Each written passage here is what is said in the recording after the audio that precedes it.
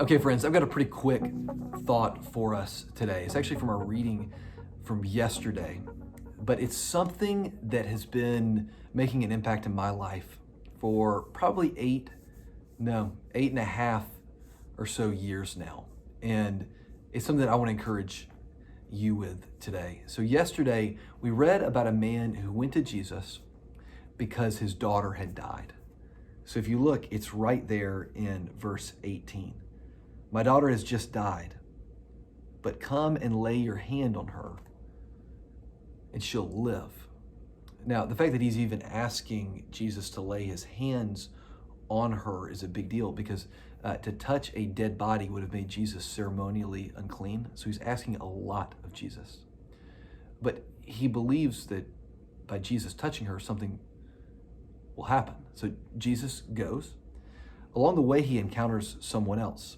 And I'll let you read it, but this woman reaches out and touches him. She is ceremonially unclean because she has this discharge coming from her body.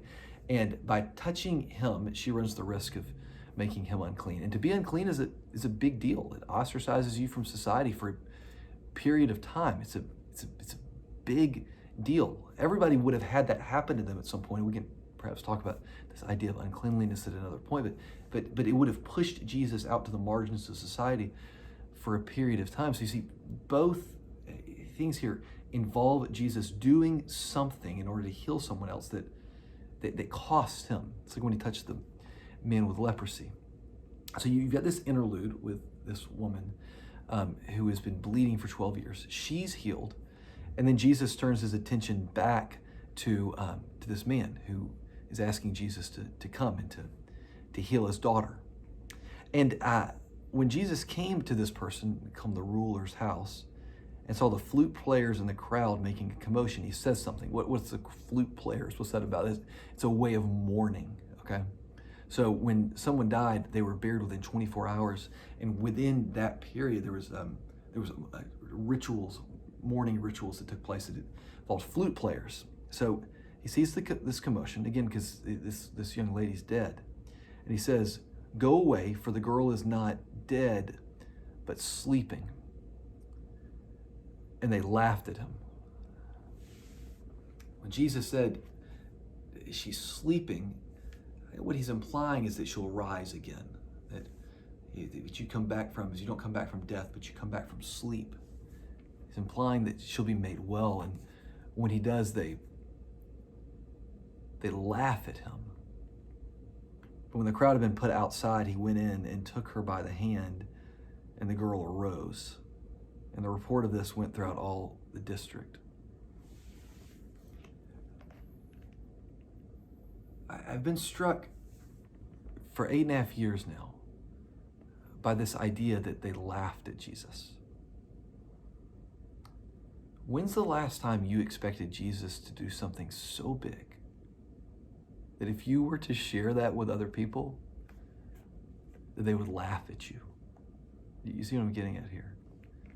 Do you believe that Jesus can, and in fact does, do things in this world that are utterly ridiculous? Are you praying prayers that even as you pray them, that you just know that it's almost beyond like the realm of like it is beyond the realm of possibility that this thing could occur? Are you praying prayers that if you knew they were actually going to happen, that it would just make you laugh at the absurdity of it? I mean, we are so timid, I think, when it comes to prayer. And what we see here is that this man asked Jesus to do something laughable. And he did it. So it's just an encouragement in that.